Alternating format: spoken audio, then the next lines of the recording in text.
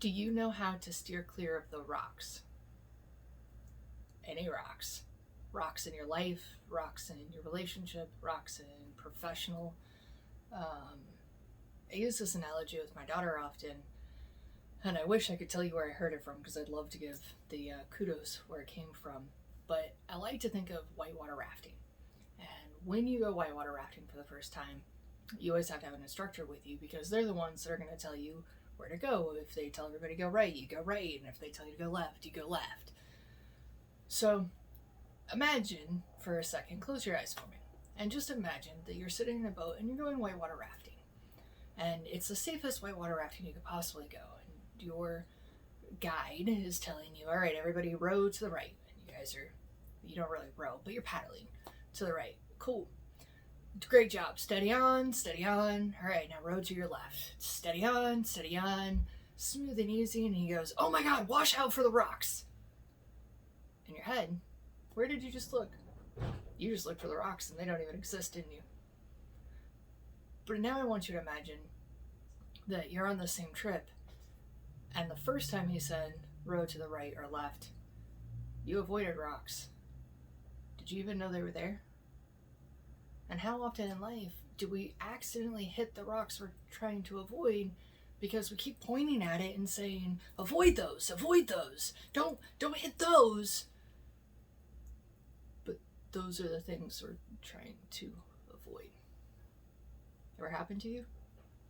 Happens to me all the time. I get so hung up on something and I can't figure out why it keeps tripping me up.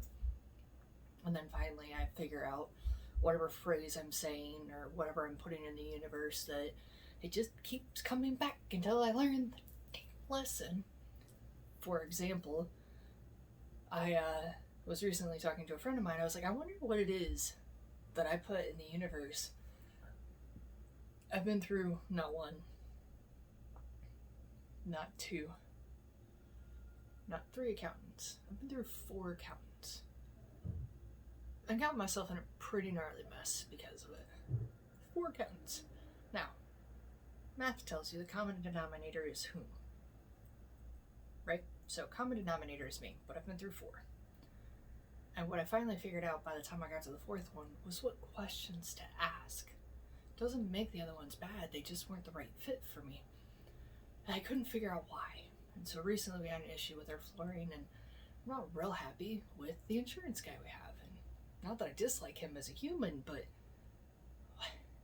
why do I keep hiring people that just don't fit the mold of what I expect? So her and I are talking and we're hashing it out, and mind you, this has happened with business coaches that I've hired too. I've spent a lot of money on people that gave me opinions that I probably, left to my own devices, wouldn't have actually chosen. Not good or bad, I learned from them, and I don't regret having them, but it cost me some money and made me a little disgruntled for a while until I figured out. I even reached out to one of the companies and I was like, look, I've been through 3 of your coaches, and it's got to be me, because the common denominator, 4 accountants, 3 business coaches, like, the princess has to fit the tiara somewhere, right? So we're just going to assume that tiara is here. Because I'm willing to ask the hard questions. I'm willing to figure out what it is that I need to change to get a better end result, because my end result is not working.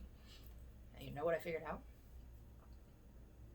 I kept telling the universe that everybody else was smarter than me.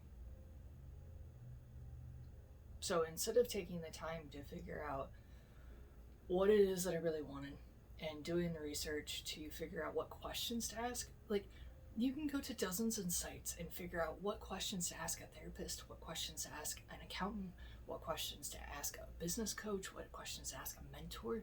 Like, there are so many blogs and pages and information out there to figure out what to ask people. And whatever their answer is isn't wrong, but it might tell you if they're the wrong person for you. Because I've met a lot of the wrong people for me. Beautiful souls, amazing people that I sit and cheer on from here. I think they're doing wonderful things for wonderful people, just this tiara didn't fit. So I advise you that if you feel like you keep hitting the rocks, then maybe You feel like you're a little more than just a low whitewater rafting. Maybe you feel like you're at Grand Rapids, just look and see what it is that you're saying, what it is that you're repeating, and what it is that you're believing that keeps handing you the same person over and over. And I invite you to look and think that maybe you're settling. What does settling look like? Well, settling looks like I can't afford something, but I need it right now. So I'm going to do what it takes to get through right now. Rather than understanding that my business maybe isn't quite full to the brim and I really actually could do the things I needed to right now. Like, it's not painful enough. I didn't have to move yet. So for those of you that don't know my full story, within 12 months of opening my company, I moved it. I don't know if it was right or wrong. I don't know if it was the smartest decision or not, but I was damned and determined that I had to, because I went from 40 parking spaces to 8. But the reality is there were only 3 of us that were doing hair there. 3 people doing hair. Yeah, it would have gotten painful at some point, but it wasn't quite painful yet, and financially, it was a huge undertaking. I probably could have waited a year. It probably would have been smarter. It wouldn't have put me on the trajectory I'm on. Again, no regrets. Could have done it a little different. So I settled. I moved before it was my time, and I put in floors I didn't like, and I take it back. I put in beautiful, amazing floors that I loved, that I thought I was going to get 10 years out of, because I knew later I would want other floors. And if I had stayed in the place until it got painful enough to move, I wouldn't have had to settle for that in between by the time I got here. So I invite you, look for the rocks, ask yourself the hard questions, and really try to decide, do you really need this right now? Is this really what you need? Or are you settling for that middle road to get where you really, really need to be? Are you really clear on your instructions? And I'm feeling a lot of this as we're discussing this, or as I'm discussing this with you. I can definitely say that I feel this on a whole lot of levels. I guess it was a few years ago that The Greatest Showman came out. If you guys loved Greatest Showman or hated it, go ahead and write in the comments below. I loved that movie. I loved Hugh Jackman. I loved the costumes. I loved the singing. Even to the point that I'm learning it on the piano, because my beautiful wife and kid are amazing and gave me the piano verse for it. Loved that movie. I love the idea that you can make anybody who they want to be and create magic anywhere from nothing. Love it. But I'm realizing that I'm kind of living that second act right now. So if you look in theater or in plays, there's always Act 1, Act 2, and Act 3. In Act 1, you meet all of your characters and you figure out a little bit about who they are. So I feel like I've met myself and figured out who I was. And that was the start of my career as a stylist. Especially because I didn't know I wanted to be a hairdresser. I wanted to be in the military. So that was all of my Act 1, and that took about a decade. And Act 2, I'm now 6 years in. And I'm not gonna lie, I'm kind of hoping that maybe I'm at 6 years in instead of another decade, and just kind of like, I'm hoping Act 3 is a lot longer, because Act 3 is when the hero figures out that they can do it. So I'm really looking forward to that one. But currently what I'm living in is in The Greatest Showman.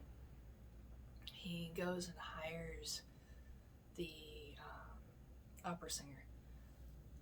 And then come to find out that's not really what he wanted. It's not really what his purpose was. There's a lot of things in my life I could say that I've probably done over the last 6 years. And I have to wonder how many of my choices in the last few years have come from a place of feeding my ego rather than my purpose. Now, it's really easy to disguise your purpose, to disguise your ego as your purpose. And it's not to say, I'm trying to make this not confusing. I have loved every part of my life, but I definitely make it harder on myself than necessary. And it is very easy for me to want something so bad that even when I realize it's not the right choice anymore, I still follow it out. And to me, that's the difference between it's time and it's been time. And I'm definitely sitting in a place now where I'm looking at Act 2 going, yep. The opera singer in my life taught me a lot of things and made me absolutely who I needed to become. But it's not who I need to be anymore. And it's not who I need to be for the life I want to live. And so looking at this year and figuring out who is it that I want to be. You know, I typically average roughly 120 books a year. I'm a bit of a book nerd, just in case you hadn't figured that out. Do I want to be that person that keeps diving into that? Do I want to learn other things? What kind of person do I want to be? Do I want to be somebody that when you come up and ask me what I'm up to, I vomit all this stuff to tell you all the things I'm doing, but then I walk away and realize that I forgot to ask you what you're doing or even how you are? Because that's who I've been. I don't actually want to be that person.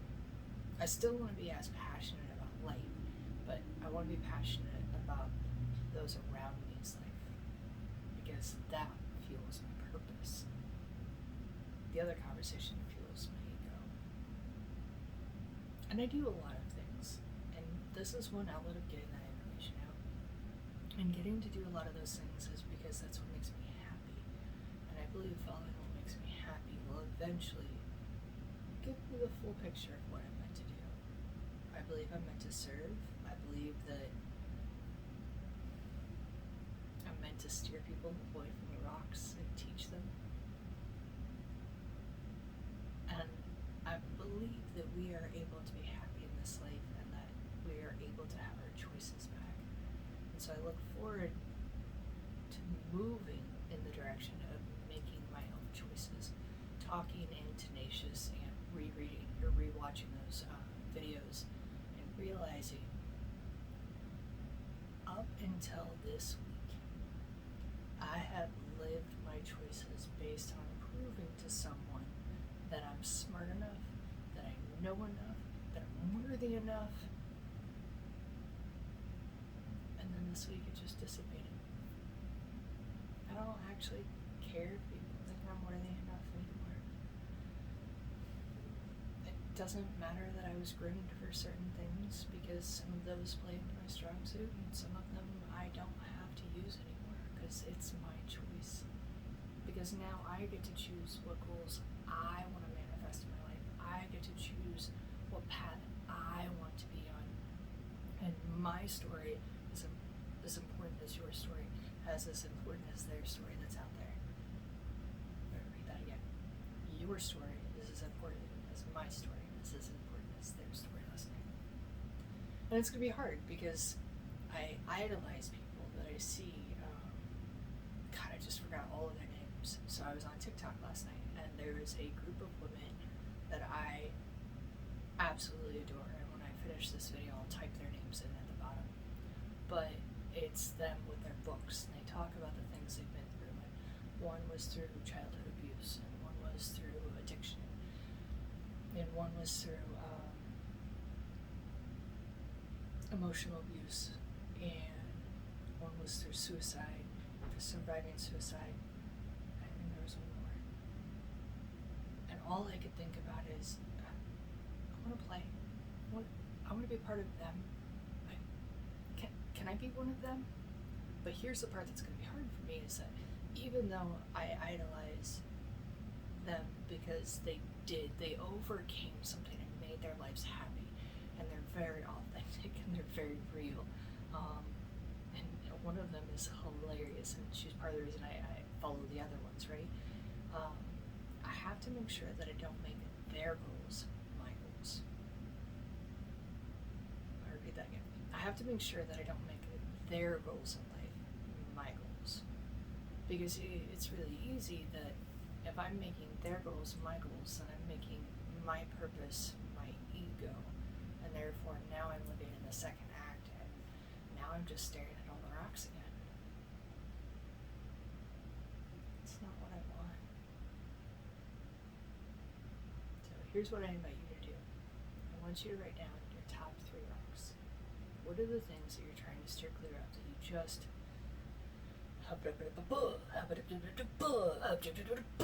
over and over and over again? Just write them down real basic. And then I want you to take some time and really think about what is it you're telling the universe that makes those things happen. Why does it keep coming around? Why does it keep hitting you? And once you figure out that answer, what are you going to do about it? How are you going to fix it? Make it a plan. Make it a conscientious, intentional thing to be able to move on to this next step. So whether you're in your first act, or whether you're in your second act, or maybe you're in your blissful third act, and hopefully the curtain isn't closing anytime soon, I want you to be able to really look at what you're getting in your life based on what you're putting into it. Because I believe that they're really that attached. And if you can't figure it out from there, then maybe look at what are you living in? Are you living in your purpose? Are you accidentally? Because I won't say that I was living in my ego on purpose. I'm a little mortified when I look back at how egotistical I had become by accident, like diva level. And I always thought it was by necessity. I needed these things to be able to do these things. They are boundaries. No, I just needed to do less of the shit so I'd be a nicer person. I hope you rewind that. If you find that you're not as nice as you want to be, maybe you just need to do less.